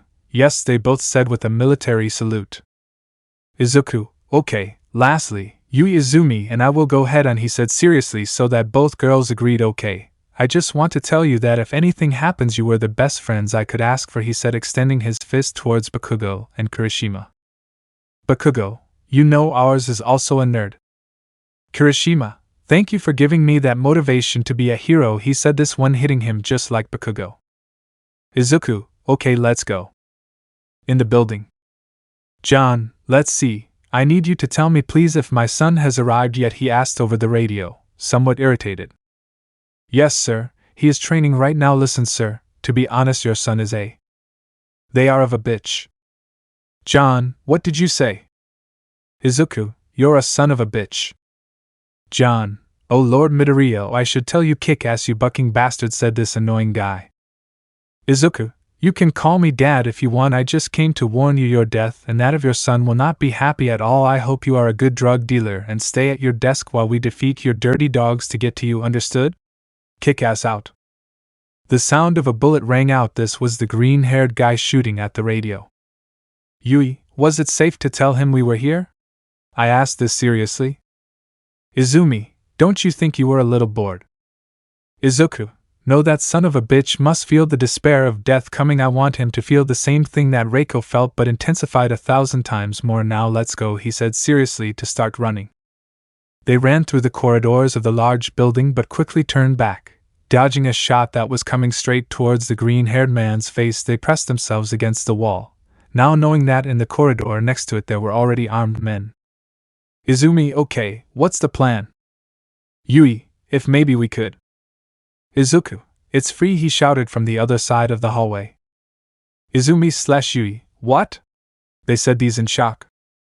Yui and Izumi went out to see, and their jaws dropped to the ground when they saw how all the armed guys were on the ground writhing in pain. Yui, how did you do that? Izuku, a magician never reveals his secrets, he said smiling. They just kept running around the hotel looking for John. Looking for something they could use to find him. They came to a large wooden door that the green-haired boy kicked open just to see Lita training. Lita, so you're here, huh? He said while kicking a decoy. Izuku, why did you cheat on me, Lita? Lita, my father asked me to, and you also dimmed my shine a little. I couldn't leave it like that, he said as he walked away from the decoy and began to walk towards the green-haired man. Izuku, Izumi, Yui, we don't have much time. I need you to help me, he said, putting himself on guard so that both girls would do the same. Lita, do you really think that? Lita could not continue when she felt a group of men falling on him along with the entire ceiling, crushing him and killing him instantly. Izuku, what the buck? I have psychic powers, he shouted excitedly. Bakugo, of course not, you idiot, it's just me, he said, coming out of the hole in the roof. Izuku, ah, he said, lowering his head, making everyone's sweat a drop. Shoto, well, we must continue. John is on the last level, the last office in the hallway, he said seriously so that everyone agreed. At that moment everyone started to run now, yes, but the green-haired boy stopped dead when he saw something on the wall. Kirishima, what's wrong, Aizawa? Oh yeah. Shoto, don't tell me that. Izuku, a bazooka charge, this gives me a plan, he said excitedly. Yui, and that's it? Izuku, okay Yui, for this one I will specifically need your help, will you do it? Yui, you know what, Izuku, he said smiling. Izuku, okay, let's go. With John. John, did you really think for just a moment that you were going to be able to beat me? He asked while laughing at all the boys on the ground. Ibara, piss off, this annoying girl said. John, hey, your hair color reminds me of wait, aren't you Izuku Midoriya's sister? He asked, smiling as he dangerously approached Ibara. Ibara, hee. John, what are you laughing at? Ibara, I'm not her sister, it's her. John, oh, what do you? John couldn't finish as he felt himself being hit by fists of fire that sent him flying to the other side of the office. At that moment, everyone saw Izuku, Bakugo, Todoroki, and Kirishima come in breaking through the ceiling. Izuku, epic entrance, son of a bitch, he said as they fell to the ground. John, you found me, and Midoriya? He said while making fun of the boy. Izuku, do you also know who found you? He asked, smiling. John, who? At that moment the green-haired boy only smiled bigger, and for the last time he saw the boys. Izuku, Ibara, thanks for being my best friend. Ibara, and no problem Izuku, but why? Izuku, guys, thanks for being there for me. He said this to start running against John. Kirishima, what? Bakugo, nerd, no. Izuku, I love you so much, you bastards. Yui now. Yui, but Izuku. Izuku, it doesn't matter what I said, make that bomb bigger now. Yui, we never said this was part of the deal. John, he's hesitating, that could cost you everything. Kick-ass, he said as he enlarged his size by grabbing the green-haired boy by the neck while wings grew, and he began to whip him against all the buildings. Yui, no, Izuku. Izumi, okay, I have a plan. Then Izumi jumped out the window and used the fire in her hands to propel herself to where Yui was. Izumi, give me the bomb. Yui, it's too small, I need to make it bigger, but you won't be able to carry it. I'm a lucky son of a bitch. I think this belongs to you, miss. You are my best friend. Yui, I'll go with you, she said determinedly. Izumi, you know you can die, right? Yui, and? That doesn't matter to me anymore. Now let's go, she said while taking a part of Izumi's leg along with the bomb to fly towards the green-haired boy. Everyone watched in fear as he was being tortured by John throwing him between buildings. The nearby heroes were about to intervene, but they saw something in the sky. Aizawa, what is that? He asked Endeavor, who was next to him, and he just shook his head as a sign of not knowing. Vlad, oh no, that's Kodai, get down here right now and leave it to the professionals, he said seriously. Yui, Buck, Vlad, she screamed, she was upset. Izumi ran John, they went up more and more. The green-haired man felt like he was running out of air, but with the last thing he could. Izuku, don't do this. Yui, we are not damsels in distress, Izuku, she said smiling as she made the bomb grow little by little. Izumi, little brother, I love you so much, she said as she began to cry. John, don't think I'll allow this.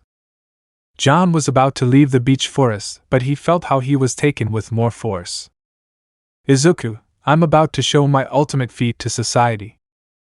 Everyone below remained silent as they watched the bomb grow larger and larger, and they ascended more and more slowly, but they were already far enough away from any building. Izuku, the worth of a Quirkless. Yui, red cable, she said, pulling a cable from the bomb so that it would start to shake a little. Even without a bazooka we can launch this projectile. Izumi, that says how cool we are, she said smiling. The bomb was about to explode. There was nothing to do, the heroes won, but before that. Yui, I love you, Izuku.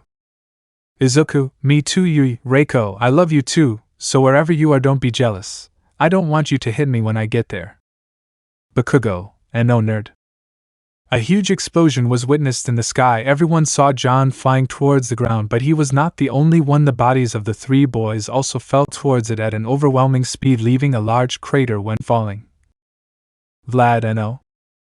The heroes quickly approached to see, but the scene disgusted and disturbed them because of the fall. The bodies were no longer complete. None of the four were no longer alive. They no longer had any chance. The heroes who gave their lives to end evil had died. Even though John was a small drug dealer in the world, he was the most powerful in Japan, and this would cause many villains to stop coming out.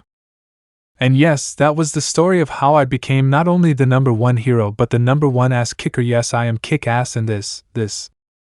Shinso, this is my story. This is how he would have told it. That is why today I want to tell everyone to give a minute of silence for the one who was one of the greatest heroes that existed until now. Maybe not the strongest, Maybe not the best of all, but the one with the best heart and kindness. He was a real hero. Everyone began to applaud as 3 symbolic graves were buried in the tombstone next to Reiko at the request of her only living relatives, which were Bakugo and Kirishima, and the approval of the girl's parents. This was possible. Bakugo just walked in front, and with a glass of wine he poured it over the earth that was being buried. Bakugo, this is not goodbye, friend. Kirishima, it's a see you soon. Bakugo/Kirishima, kick ass. The rain began to fall. A feature of the green-haired boy's suit was released before the earth covered everything, thus bidding farewell to the great hero. And in a beautiful place Izuku held Yui and Reiko by the hand. Izumi laughed with her father while the beautiful sky was seen behind them and a basketball hoop appeared next to them. The green-haired boy just started to cry. This thing about being dead wasn't so bad, but something about it struck him as funny. Only after death could he get what he finally lasted for and yearned for. A family. Let me know in the comments below if you guys want the next part. Also check out my other video that has been shown and left. Thank you for watching. If you enjoyed this video, please like and share this video. And have a fantastic day. Bye.